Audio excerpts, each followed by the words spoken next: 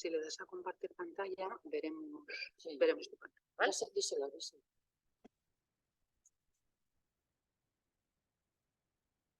Y pones la presentación, que no me importa que se vaya. Pero esta será la de Simón. No, la presentación. Por eso.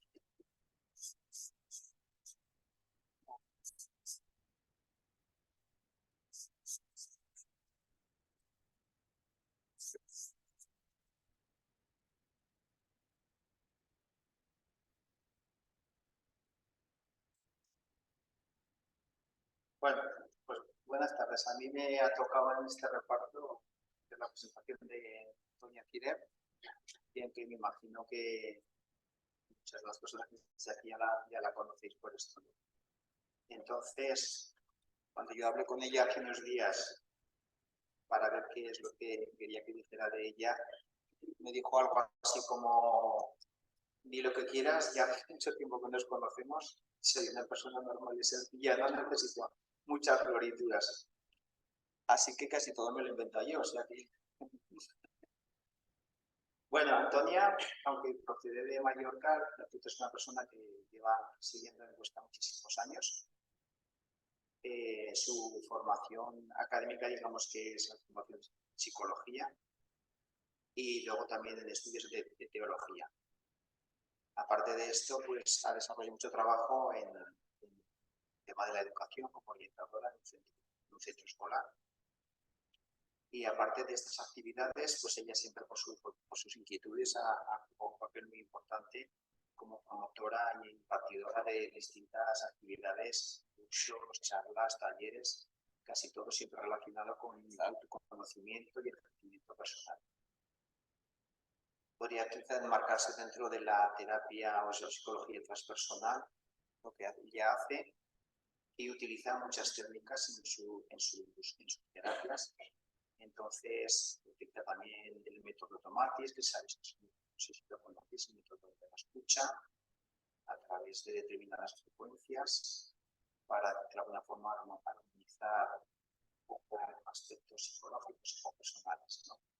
También utiliza mucho, comparte muchos cursos sobre lo que es el enneagrama, que si sabéis, o si no sabéis, os digo, son como 9 tipos de personalidades que nos ayudan a conocer cómo es cada persona y los demás, ¿no? Es fundadora de un centro aquí en Huesca, que es el Centro APE, donde actualmente realiza casi todas estas actividades, encuentros, terapias, formación, aparte de las actividades que ya viene realizando a nivel personal.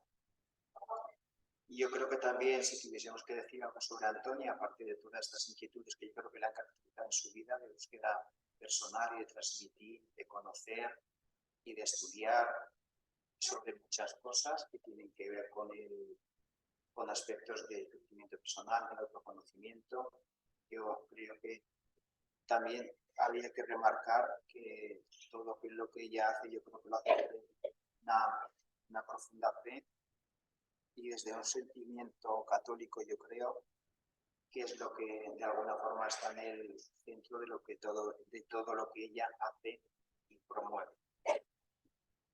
Entonces, esta idea surgió un poco a raíz de un curso que dio ella sobre enneagrama, donde había hecho un estudio muy profundo, como ha dicho Martín, de estas mujeres, y lo transmitió a algunas personas, pero hablándolo con algunas personas en concreto, por ejemplo con mi mujer, y me contaban lo interesante que era la vida de estas personas, nos pareció, hablando después con el área de igualdad del ayuntamiento, que se quedase en un pequeño grupo de personas. Esto pues era un poco desperdiciar todo el trabajo que Antonia había hecho durante tantos meses y había investigado sobre estas mujeres. Y ya para terminar, yo diría que a mí me ha sorprendido también, incluso porque yo no conocía a ninguna de estas mujeres. Yo creo que únicamente conocía, pues casi todo el mundo nos puede sonar María Zambrano, pero he descubierto que detrás de todas estas personas pues hay una historia personal, una historia de implicación impresionante. Muchas veces pues la historia olvida quizá también el hecho de que sean mujeres ha contribuido a esto, pero que merece la pena aprovechar este momento para rescatar del olvido esta serie de personas y conocer su vida, porque yo creo que tienen unos valores, también apunta Martín, de implicación personal y de mucho compromiso consigo mismas, con lo que ellas pensaban, con la realidad que les tocó vivir, algunas de ellas muy fuerte, porque casi todas son nacidas desde el principio del siglo y han vivido, pues, 3 de ellas son judías, por ejemplo, las 5, y han vivido situaciones de la guerra donde, a pesar del sufrimiento, ellas mismas pues han demostrado una serie de valores que merece la pena que los conozcamos. Y así pues dejo a Antonia que nos cuente ya, o empiece hoy por la primera persona de la que quiere hablar. Ya habéis visto que es un buen amigo, ¿eh? O sea, me ha dejado bien. Y como es un buen amigo, siempre dicen cosas muy bonitas. De todo lo que ha dicho, yo lo que os diría que la verdad es que empecé esto porque alguien me metió en el lío y que estas mujeres un poco me han cambiado la vida. Y cuando algo te cambia la vida, te dan ganas de comunicarse a los demás. Esta es mi realidad. Yo empecé con esto como podía haber empezado con las películas de Walt Disney, pero esto me ganó. Entonces, gracias Alfonso, ya sé que eres mi amigo y todo va bien. Aquí, para empezar, empezaremos con Simone Weil, pero me parecía un poco mal no explicaros un poquito en qué va a consistir todo lo que sería el curso o el grupo de cosas que vamos a hacer. Hemos empezado por Simone Weil, no sé, porque me gustaba. Podíamos haber empezado por un orden cronológico. Todas estas mujeres tienen en conjunto, menos María Zambrano, que son judías, que han vivido la Segunda Guerra Mundial, con lo cual mujer judía y en la Segunda Guerra Mundial y en Alemania o en países ocupados por los nazis no es una situación excesivamente agradable. María Zambrano no es judía, pero le tocó el exilio porque se había casado con una persona republicana. Entonces, sin comerlo ni beberlo, tuvo que exiliarse. Por lo tanto, no es judía, pero está dentro del tramo de estas mujeres que se encontraron en una situación que les venció. Otra cosa que yo quisiera explicar es que estas mujeres son algo tan especial que yo a veces pienso vivir con ellas debió ser insoportable. Porque eran extremas en todo lo que pensaban y creían. Por esto pueden ser modelos, porque nos cogen en todo su conjunto. Si vosotros escogéis un poema y decís, mira, esto me va bien, pero es que estas mujeres abarcaron todo. Claro, vivir con una persona de este tipo y tan convencida en sus cosas tiene que ser muy difícil para los que les rodeaban. La misma Etty Hillesum, que la trabajaremos, murió de hambre, empeñada en comer lo mismo que se comía en un campo de concentración. Por eso quiero deciros que son unos arquetipos que es muy bueno conocer, pero que a su manera fue complicado vivir con ellas. Bueno, y con todas las personas. No coge esto, ¿cómo lo hago?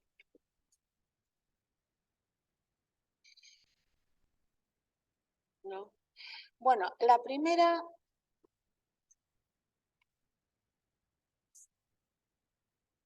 Eso es la técnica. Vale. Mira, lo haremos así. Mirad, la primera que tenéis aquí es Simone Weil. Como veis, vivió en 1909 y 1943.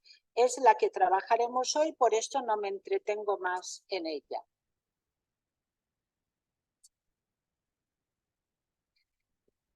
Aquí tenéis a Edith Stein. A mí esta mujer me encanta. Yo tenía 14 años cuando leí un libro de ella y pensé, se puede ser creyente y se puede ser sabia. Entonces una cosa no está reñida con la otra. Y ya después se me olvidó. Y de mayor me he vuelto a encontrar muchas veces con ella, pensando, esta mujer era muy inteligente, lo cuestionaba todo y al mismo tiempo tenía una fortaleza y una fe que la quisiera yo para mí. Es decir, que Edith Stein a mí me ha ayudado en los momentos más difíciles de mi vida. Sí. Bien, y aquí como veis os he puesto un trozo en rojo. Lo he puesto en rojo porque Etty Lersun, que la trabajaremos, fijaros bien la manera que tiene ella de orar. Solo una cosa para mí cada vez es más evidente, que tú, Dios, no puedes ayudarnos en todo, que debemos ayudarte a ti. Y así nos ayudaremos a nosotros mismos. No fue nunca cristiana, no se sabe en qué creía, pero tenía claro que para cambiar el mundo o nos arremangábamos, como decía Pilar, o no había nada que hacer. Que Dios o el Ser Supremo o lo que ella entendiera nos necesitaba para que el mundo funcionara. Aquí tenéis a María Zambrano, que la llamaban la señora de la palabra. Es decir, que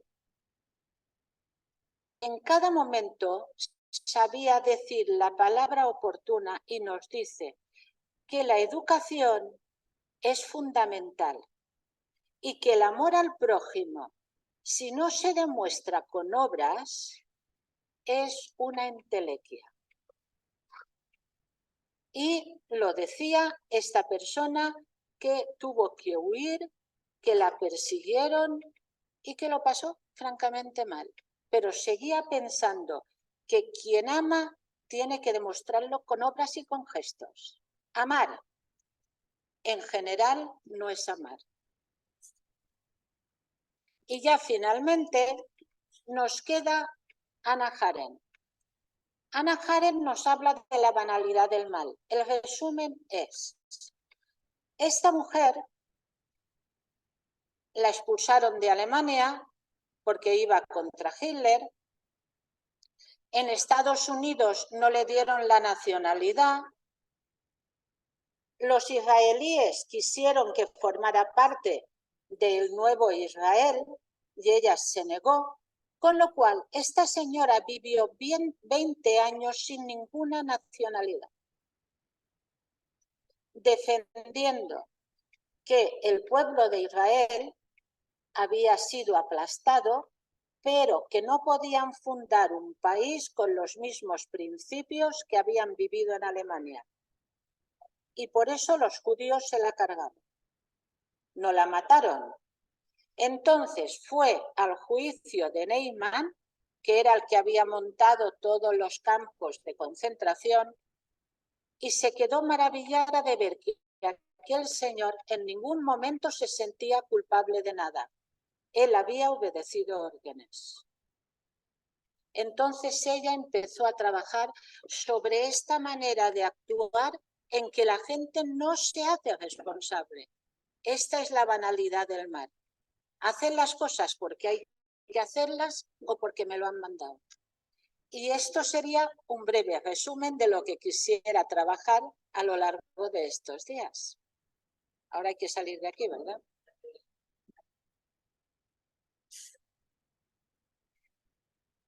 Empezaremos a trabajar con Simone Weil.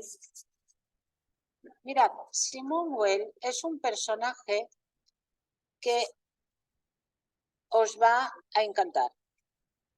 Porque parte de la base, mirad, aquí lo tenéis todo escrito y si después se ve lo podéis leer. soy muy desordenada hablando, por lo tanto yo os contaré lo que sea y si me paso algo y volveré, ¿eh? Porque lo importante no es que os vaya leyendo, sino que os explique, porque eso de leer me cansa. Mirad, parte de la base que si la vida humana carece de valor, no hay nada que valga la pena. Y que tú no puedes afirmar o vender algo, mirad que es una filósofa con todas las de la ley, sin que no lo hayas experimentado. Las ideas se quedan en el mundo de las ideas. La vida es experimentar aquello que tú vas creyendo que debes de hacer. Por esto, de muy jovencita, sufrió fuertes jaquecas. Mirad, Simone Weil, como psicóloga, os diría que tenía un trauma y me quedaría tan apañada que quedaría bien. Simone Weil tenía un hermano hiper mega inteligente que sabía matemáticas por un tubo. Entonces ella nunca llegó a su hermano, siempre veía a su hermano mayor que ella. Entonces ella achacó esto a que era mujer. Como él es un chico y yo soy una mujer, él siempre es más inteligente. Esto le marcará para toda la vida. De pequeña vivía el ser mujer como una mala suerte y esto es lo que toda la vida la va a marcar. Ella disimuló en todo lo que le hiciera parecer mujer. Se vestía con unos, no con trapos, ahora en aquel tiempo no había trapos, pero con cosas anchas, no quería demostrar su feminidad por ningún lado. Y veréis que a las otras se les conocen amoríos y tal y cual. Ella no tenemos nada que tenga una relación de tipo sexual, porque para ella esto no era lo importante. No os voy a decir que fuera lesbiana porque no lo sé. Lo cierto es que ella, ser mujer, lo consideraba un agobio. Cosa que no veréis en Edith Stein, que estaba en las mismas circunstancias, pero no lo vivía de la misma manera. Se pasó al Partido Comunista como buena universitaria y decidió que si ella se iba a trabajar como obrera, descubriría en los obreros la forma de solucionar el mundo, porque para Marx el mundo obrero sería el que daría el cambio, el que haría la revolución. Muy bien. Se fue a trabajar a una fábrica de la Renault. Trabajó en las condiciones peores que se pueda trabajar. Se puso enferma. Pero lo que descubrió fue que cuando un obrero llega de la fábrica después de 8 o 12 horas trabajando a destajo, no tiene tiempo ni ganas de pensar. Descubrió que el trabajo de la fábrica no era esto tan bucólico que vendía Marx y en el que ella creía, sino que cuando llegaba el obrero a la fábrica, el obrero de la fábrica, pues lo único que tenía ganas, iba a decir, de ver la tele, pero no había. Pues es que no.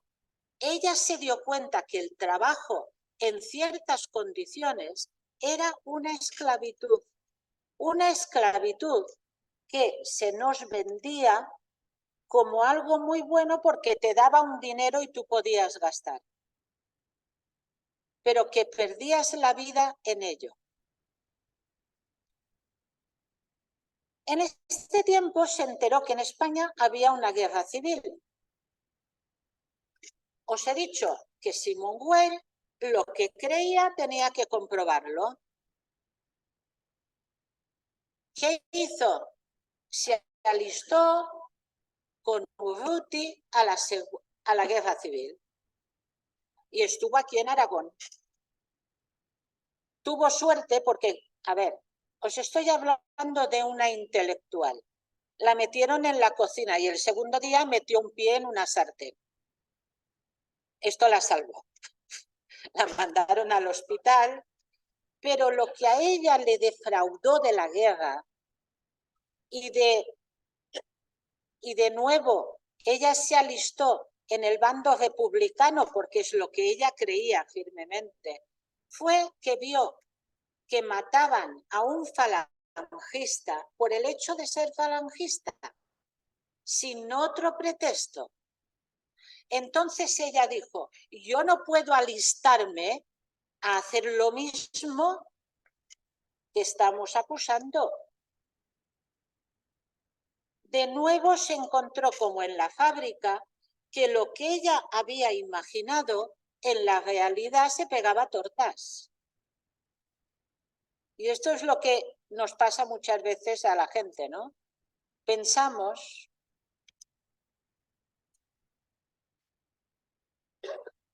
Bueno, después de esto se dedicó a vivir como los pobres. Ella llegó a la conclusión de que para encontrarse a sí misma y para poder ayudar al mundo tenía que comprender el mundo de los pobres. No podía pasar por alto que había gente en campos de concentración. No podía pasar por alto que en París había, mirad, hoy viendo la tele, ha salido de la guerra de Israel, me parece que era una señora de la Cruz Roja, pero igual me lo invento, no sé de dónde era, que decía, nos vemos obligados a dar 1 litro de agua por persona y a calcular las calorías que necesita una persona para poder sobrevivir. Esto es lo mismo que hizo Simone Weil. Calculó lo que podían. Mirad, ahora en Gaza están comiendo el mínimo para sobrevivir. Los que pueden comer. Pero claro, una persona que come el mínimo para sobrevivir acaba enfermando. Pues Simone Weil decidió comer exactamente lo mismo que comían en París después de la Segunda Guerra Mundial, lo mínimo, y dormir en el suelo como dormía la gente en el campo de concentración. Murió de tuberculosis. Cuentan que cuando la enterraron, pues no la enterraron ni en lo católico ni en lo judío. Como siempre, en tierra de nadie. Y un cura que tenía que ir llegó tarde. O sea, el final ha sido como toda su vida, ¿no? Estar en ningún sitio para estar de parte de todos. Y ya os he dicho que tuvo una juventud aventurera. Fijaros bien, Stalin, que era un señor con pocas bromas, todos habéis oído hablar de él, ¿verdad? Un señor mágico. Se peleó con Trotsky, que le había ayudado a montar el Partido Comunista. Pelearse con Stalin significaba que te iban a pegar un tiro. Esto por las buenas. Bueno, pues Trotsky estuvo mucho tiempo huyendo de Stalin, al final se lo cargó. ¿Sabéis quién le recogió en su casa? Simone Weil. Y se quedó tan ancha. O sea que en su vida hacía lo que en conciencia consideraba que tenía que hacer. sin pensar si esto le iba a llevar a coger a Trotsky en tu casa, yo qué sé, era jugarte la vida. Se apuntó a sindicatos, se desilusionó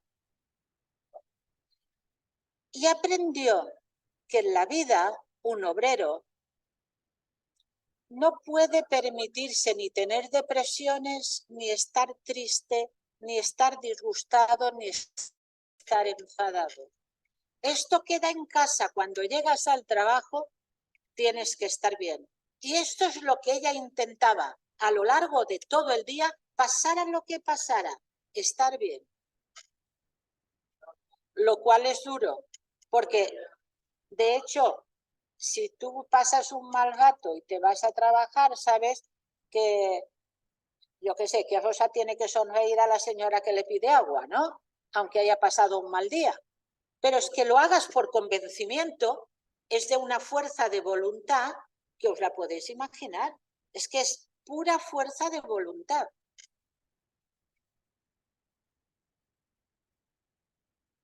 Ya os dije que consiguió su primer empleo, del que tuvo que salir enferma, pero no se rindió y volvió a la fábrica. Entonces, ¿qué decidió? Alimentarse con lo que ganaba.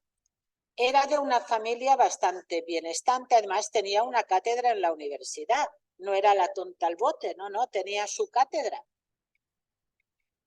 Entonces, decidió vivir y alimentarse con lo que ganaba, que era lo mínimo, porque era el último peón que había llegado a la fábrica, con lo cual volvió a enfermar y ya dejó lo de la fábrica y volvió a repetir lo mismo.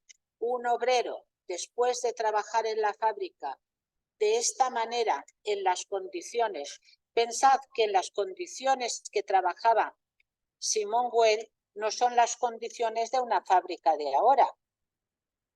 Podían trabajar 12 y 18 horas y trabajaban niños.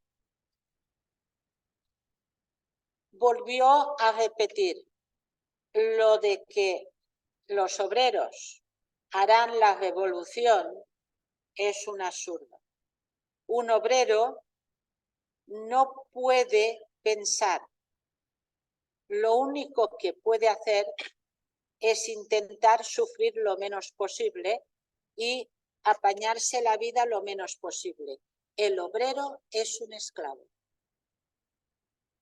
Y a partir de este convencimiento, ella quiere ser una esclava.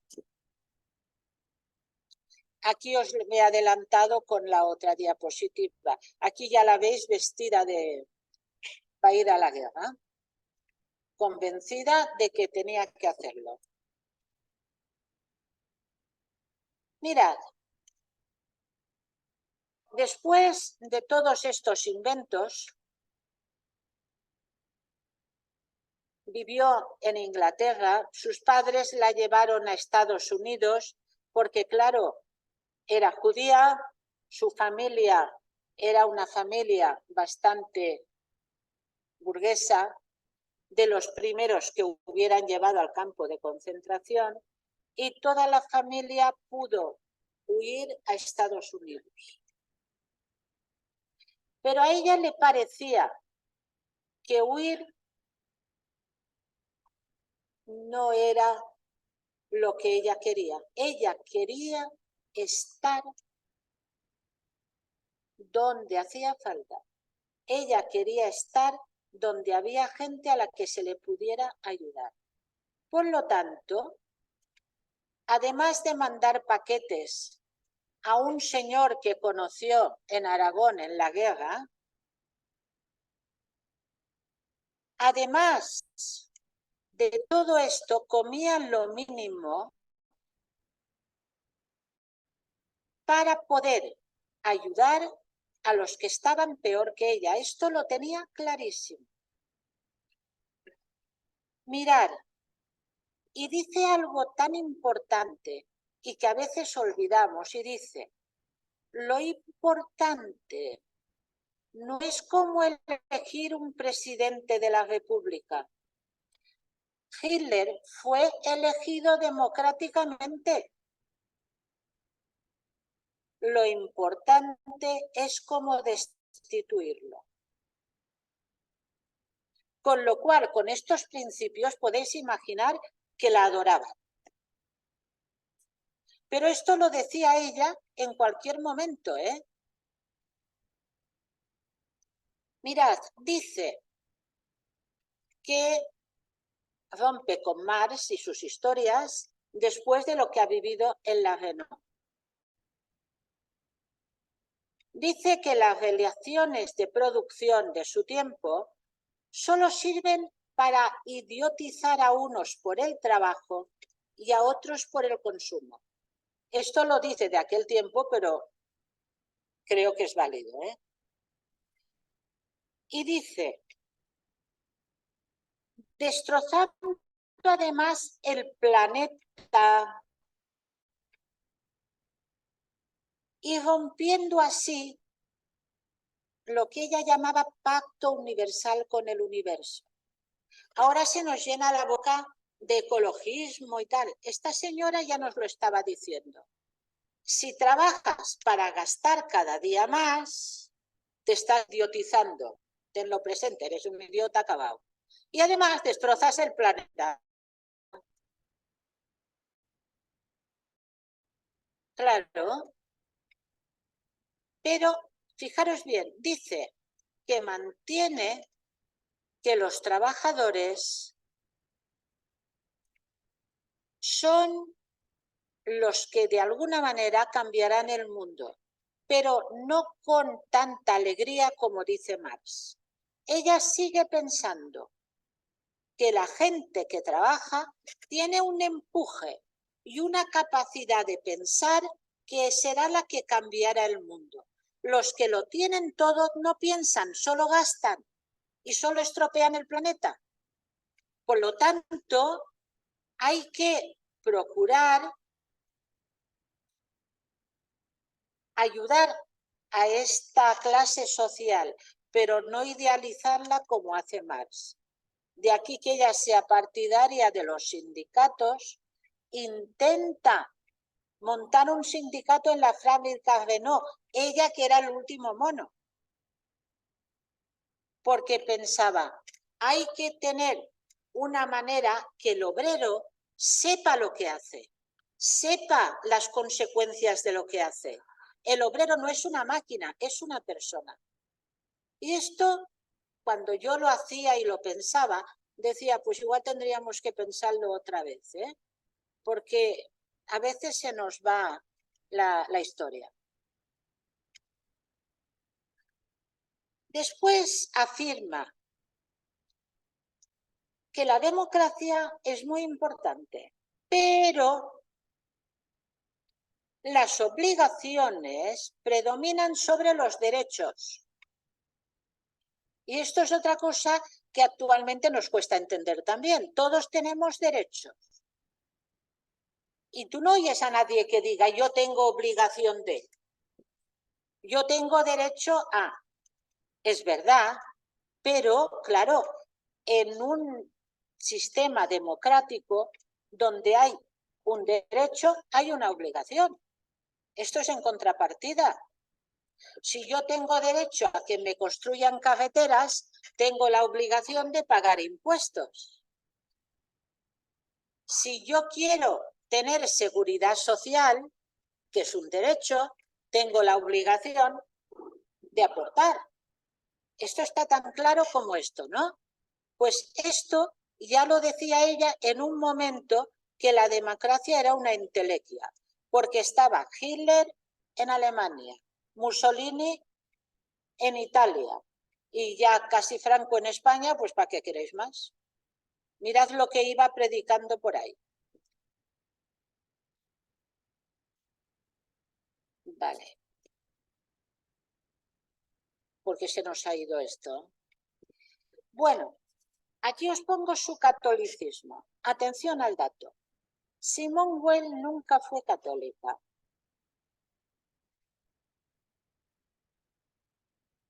Esto tiene que quedar muy claro. ¿Qué pasa? Que estas mujeres, a base de pensar, de dar vueltas, se encuentran con una realidad que es superior a su pensamiento. Llamarle sobrenatural, llamarle Dios, llamarle lo que queráis. Ella tuvo mucha relación con un fraile dominico. Incluso influida por Camus, hubo un momento que intentó el bautismo. Pero atención a una cosa, ¿de verdad que os he dicho que ella pensaba que éramos esclavos? El obrero era un esclavo. Ella estaba convencida que solo se podía ser un buen cristiano cuando tú te sentías esclavo, es decir, dado a los demás. Y que el bautismo o los sacramentos o lo que queráis eran un regalo que ella no se veía capaz de merecer. Y pensaba siempre algo que es, mirad, en los primeros tiempos del cristianismo, cuando un pagano se quería hacer cristiano, yo qué sé, pues le hacían el catecismo, el catecumenado famoso. Durante un tiempo se quedaba en la puerta de la iglesia. Cuando ya iban a bautizarle, entraba a la primera parte de la Eucaristía y después se salía, hasta que le bautizaban, le confirmaban y entraba plenamente en la comunidad cristiana. Ella decidió que no podía pasar a ser un miembro completo, que ella tenía que quedarse en la puerta como los esclavos. Y por eso no se bautizó. Es tan importante lo que ella creía que decía, yo soy como el último mono aquí, yo no me lo merezco. Si algún día yo veo claramente que he dado este paso, lo daré. Pero aquí no se trata de hacer cosas, se trata de vivir convencido y vivir lo que en realidad profesas. Esto es lo más importante, porque ser cristiano, budista o no sé qué, vive plenamente lo que profesas. Y si no, te callas y te quedas en la puerta. Porque claro, todo se nos llena la boca de no sé qué. No. Hay que vivir lo que uno en realidad ha profesado. Ella lo vivía, pero no se sentía digna, se sentía esclava y no se sentía capaz de dar este paso. Y esto en realidad es la verdadera santidad. Creer que Dios es más grande que todo lo que tú hagas. Bueno, esto me llamó un poco la atención y por eso también os lo pongo. Estaba en contra de la publicidad porque descubrió que Hitler fue el primer político que supo venderse a través de la publicidad. Y dice que un partido político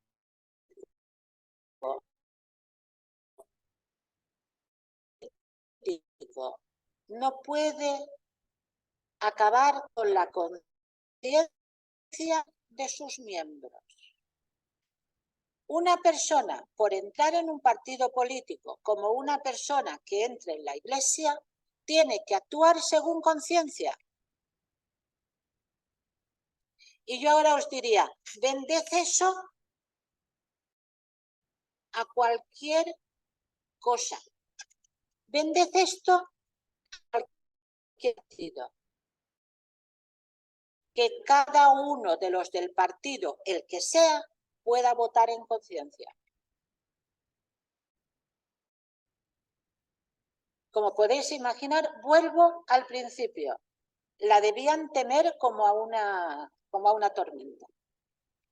Un partido político o una iglesia o una religión nunca es superior a la conciencia de nadie.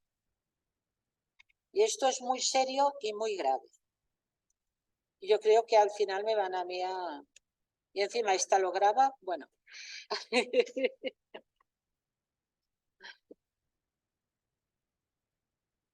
Mirad, Simone Weil queda un poco... A ver, la he puesto junto con Etty Hillesum, que la vamos a estudiar más adelante. Mirad, Etty nunca generaliza. Etty Hillesum nunca huye. Etty Hillesum va a llevar bocadillos a los presos de Auschwitz. Digo bocadillos o lo que sea, ¿no? Etty Hillesum está tan convencida, como hemos visto en la oración aquella, que Dios no puede hacer nada si tú no lo haces, que entiende que ella no tiene que huir, que si su pueblo muere, ella dejará. Etty Hillesum pudo irse a Estados Unidos como se fue Simone Weil, pero decidió que necesitaba ser como era su pueblo y morir como su pueblo. Pero tienen algo en común. Mirad, Etty Hillesum dice que tenemos que ayudar a Dios porque Dios no puede solo, que es que no. ¿Y qué dice Simone Weil? Tengamos piedad de Dios porque con nosotros no se puede. Dos mujeres totalmente diferentes, pero que llegan a la misma conclusión. Dios sin nosotros es que no puede hacer nada. Y tengamos piedad de Dios porque con el ganado que somos, demasiado bien van las cosas.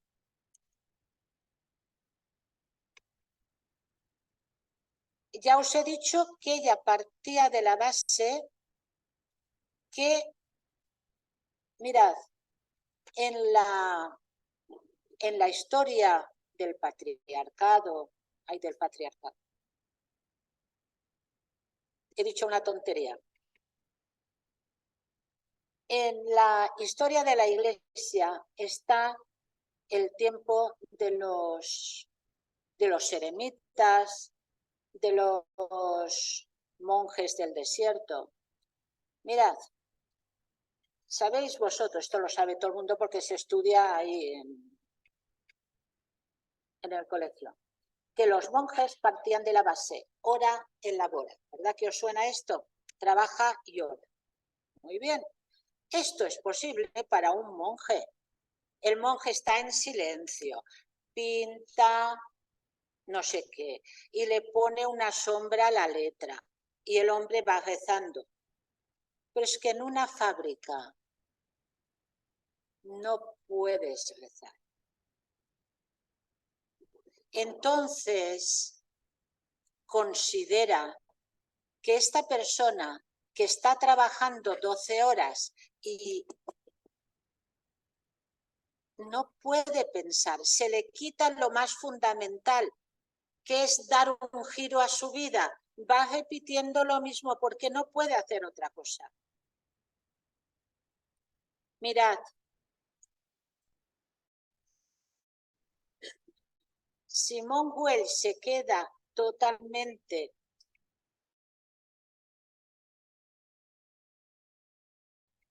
y ve una procesión de las mujeres. Los cantos son tristes, pero esta es la religión de los esclavos, es la que yo quiero adherirme.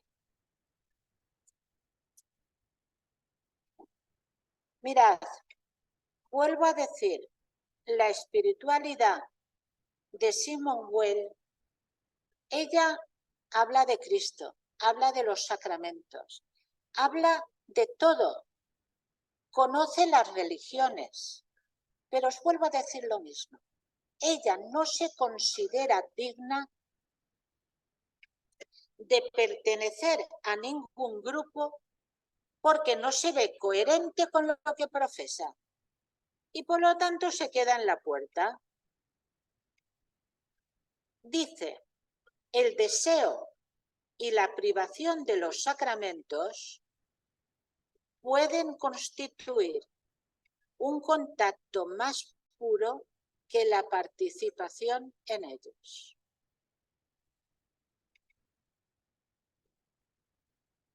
Tiene muchas jaquecas. Lo pasa muy mal. Además, no come. Y afirma que todos en un momento de la vida nos sentimos desamparados. Estamos solos. Ella tenía que estar más sola que la una.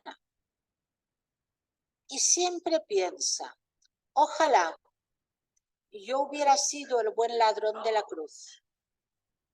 Este, en un pispás, salió del sufrimiento y consiguió lo que quería, ir al paraíso, ¿no? Consiguió la plenitud. Claro, estaba en una cruz. Y afirma, en todo momento, a pesar de lo cruda que es la realidad, a pesar de los sufrimientos, siempre hay una posibilidad de sobreponerse, una posibilidad de subir un poco más arriba. Me estoy pasando de hora. Acabaré.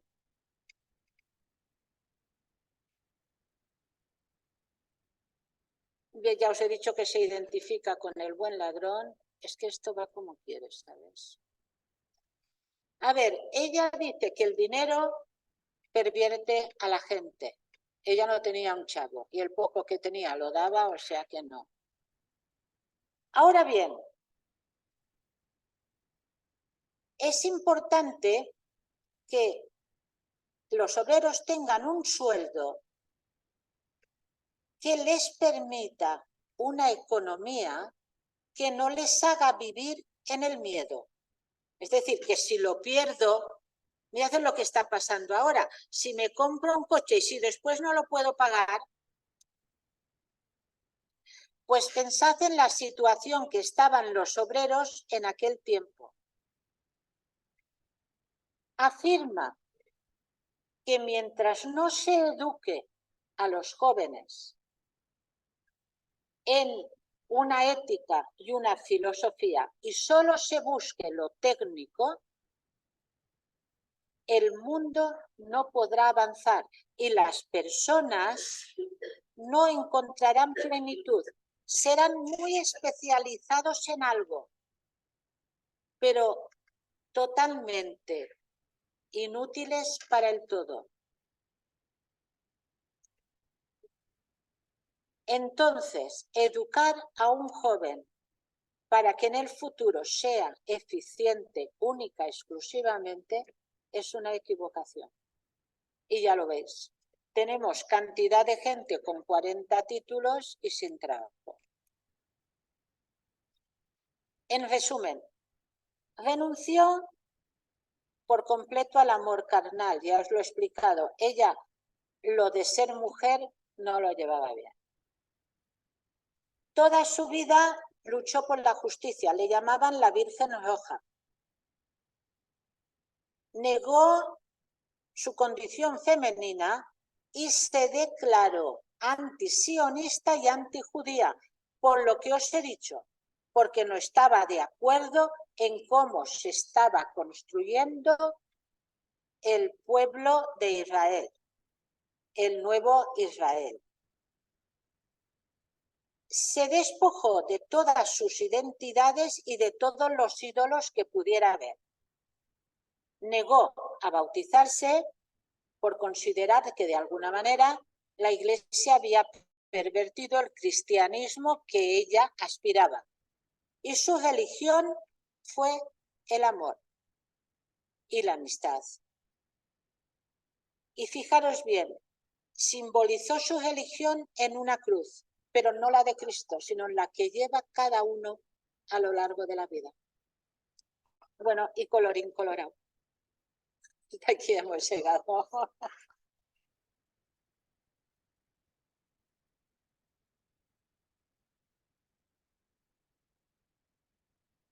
Si hay alguna pregunta, si sé contestarla bien y si no, no la voy a contestar. Quita esto.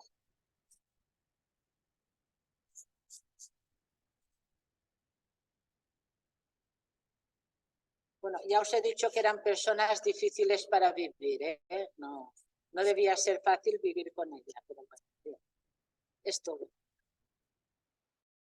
Y así iremos viendo cada día un personaje de estos.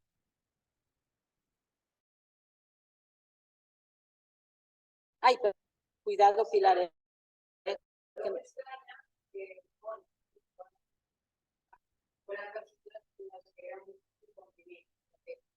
el resumen has colocado ahí una pequeña burbuja de conocimiento que se despojó de identidad. Se negó a formar parte de ninguna. La mañana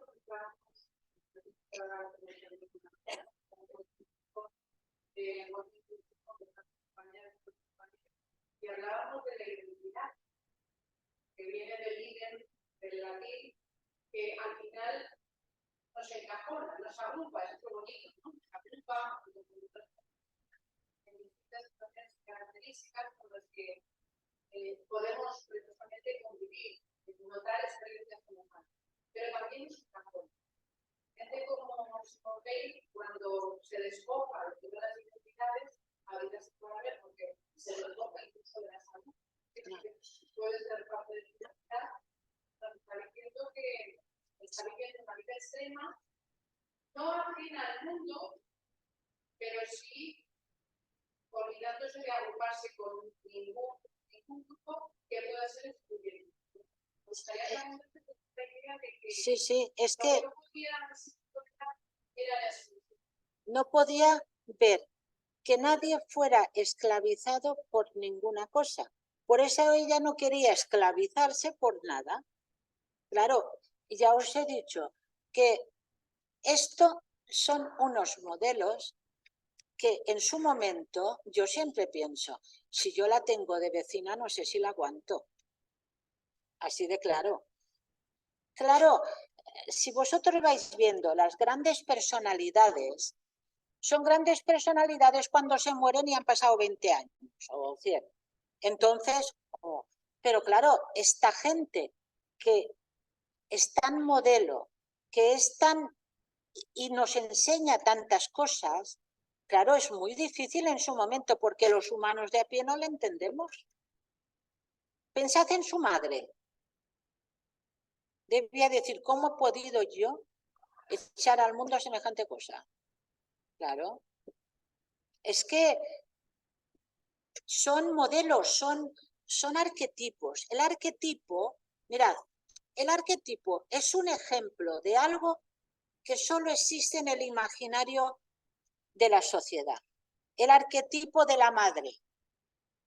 Vais mirando todas las madres una detrás de otra y el arquetipo se va al cuerno.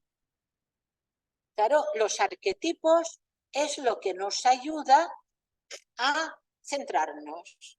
Tú a un niño chino le dices, dibuja una casa y la dibuja como un español, pero le da la vuelta al tejado. ¿Ya está?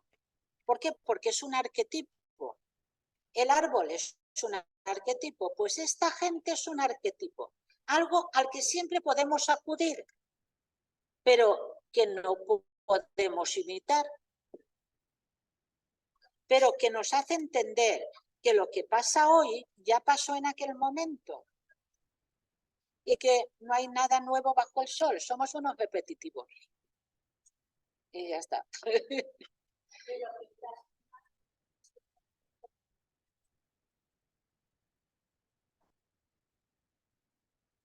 no sea el líder de otro grupo, para conducir otras personas que tienen la vida que ellos viven.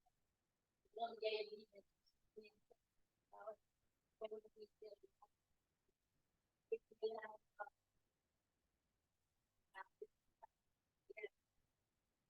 claro, pero es que pero nos dan miedo seguirles, claro, nos dan miedo.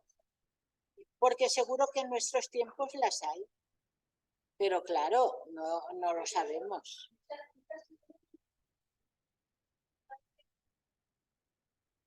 Bueno,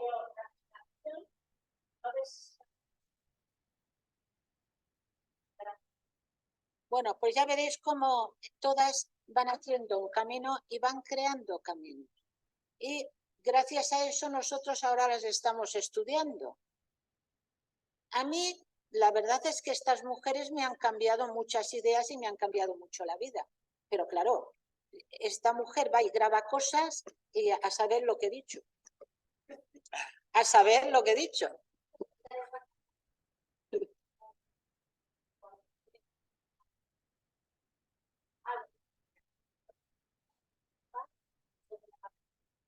Sí.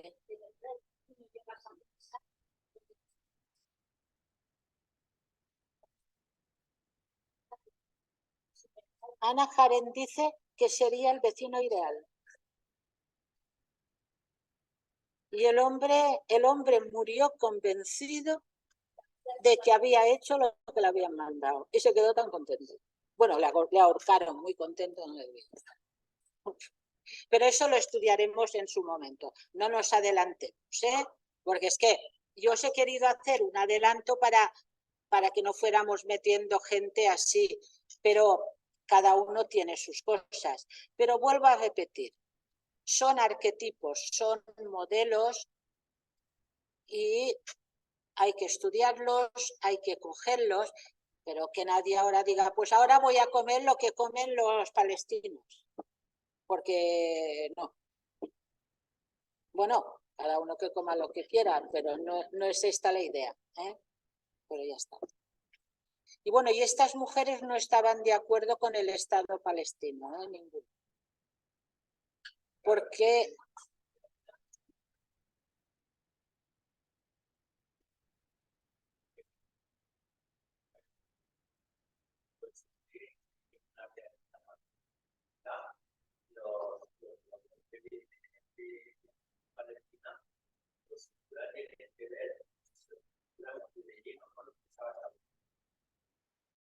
claro,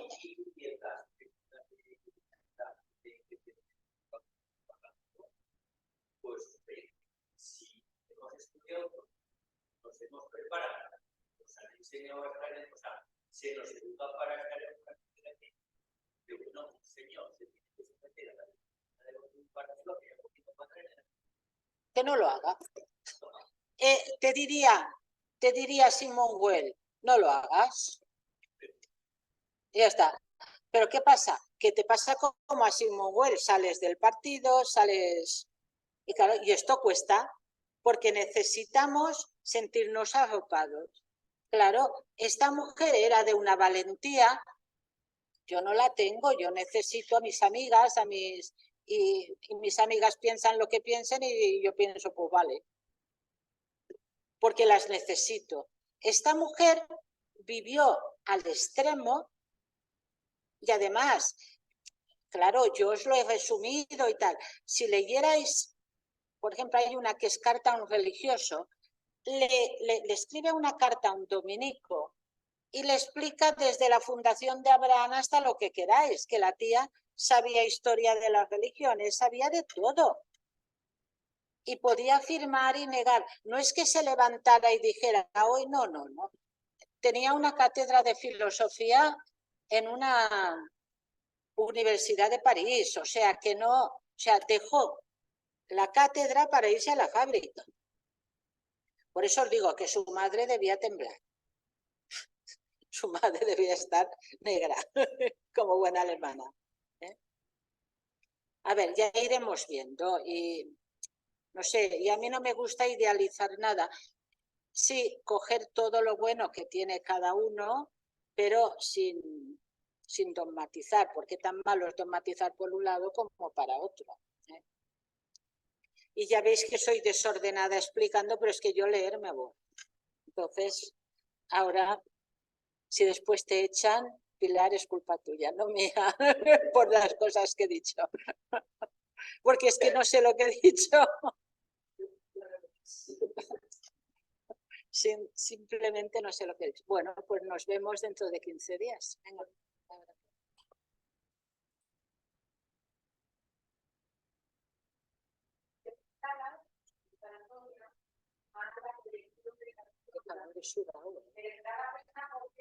Hablaremos precisamente de la transformación de las mujeres en forma de una película animada de la noche para niñas partiendo de cuando éramos jóvenes, cuando nos quieran, hasta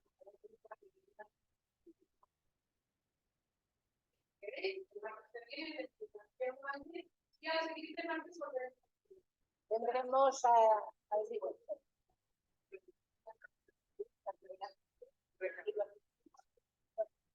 martes que viene no.